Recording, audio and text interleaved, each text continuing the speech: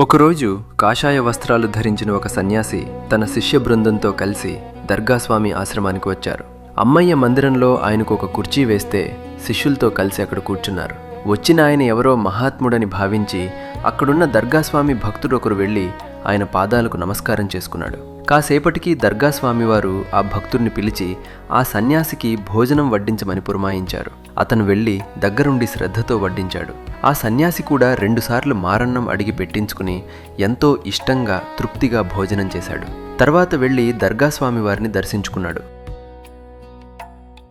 ఆయనను చూసిన వెంటనే దర్గాస్వామివారు, ఏం నాయనా, ఇంతకుముందు వచ్చినప్పుడు తెల్లబట్టలు వేసుకున్నావు, ఇప్పుడు కాషాయ వస్త్రాలు కట్టుకున్నావు అని అడిగారు. ఆయన అవునని సమాధానమిచ్చి ఇంకేమీ మాట్లాడలేదు. అప్పుడు స్వామివారు, కాషాయం బయట కాదు నాయనా, లోపలుండాలి అని తమ హృదయాన్ని చూపిస్తూ అన్నారు. ఆ సన్యాసి దర్గాస్వామి ఆశీర్వాదం తీసుకుని తన శిష్యులతో కలిసి తిరిగి వెళ్ళిపోయాడు. మరుసటి రోజు దర్బార్ సాయినాథుడి మందిరంలో ఆరతి జరుగుతోంది. ఆ సమయంలో స్వామివారు ఆ భక్తుడు మాత్రమే ఉన్నారు. ఎరా, ఆ స్వాముల వారి దగ్గరికి వెళతావేమిరా అని దర్గాస్వామి ఆ భక్తుడిని అడిగారు. ఆ భక్తుడికి మొదట అర్థం కాలేదు. స్వామి ఎందుకలా అడిగారని ఆలోచిస్తూ, లేదు స్వామి, వెళ్ళను అని సమాధానమిచ్చాడు. కాసేపు మౌనం వహించిన తర్వాత స్వామివారు మళ్ళీ మాట్లాడుతూ, రే, కాషాయ వస్త్రం కట్టుకున్న వాళ్ళందరూ స్వాములు కాదురా అని హెచ్చరింపుగా పలికారు. అప్పటికి కానీ ఆ భక్తుడికి అర్థం కాలేదు. భక్తి భావంతో అంతకు ముందు రోజు ఆ సన్యాసికి పాదనమస్కారం చేసుకోవడం, గౌరవించడం మంచి పనే అయినా జాగ్రత్త వహించాలని స్వామి హెచ్చరించినట్లుగా అతనికి తోచింది.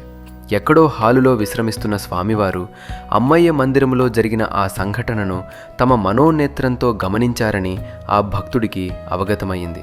ఆ విధంగా కాషాయం లోపల ఉండాలి, బయట కాదని చెప్పి ఆ సన్యాసికి మార్గదర్శనం చేయడమే కాకుండా కాషాయం కట్టుకున్న వాళ్ళందరూ స్వాములు కాదని చెప్పి ఆ భక్తుడిని కూడా స్వామి హెచ్చరించి సంస్కరించే ప్రయత్నం చేశారు. శ్రీ సమర్థ సద్గురు దర్గాస్వామి వారు చాలా తక్కువగా మాట్లాడేవారు. అయితే వారు పలికే 1-2 వాక్యాలు భక్తుల హృదయాలను సూటిగా మీటేవి. ప్రతి జీవి ఉద్ధరింపబడాలన్నదే ఆ మహాత్ముని లక్ష్యము, తపన కూడా. అలాంటి మహాత్ముని దర్శన భాగ్యం ఒక్కసారి లభించినా మనము తప్పకుండా సంస్కరించబడతాము. ఓం శ్రీ సద్గురు పరబ్రహ్మార్పణమస్తు. మాతాపితా గురుదేవార్పణమస్తు. ఓం తత్సత్.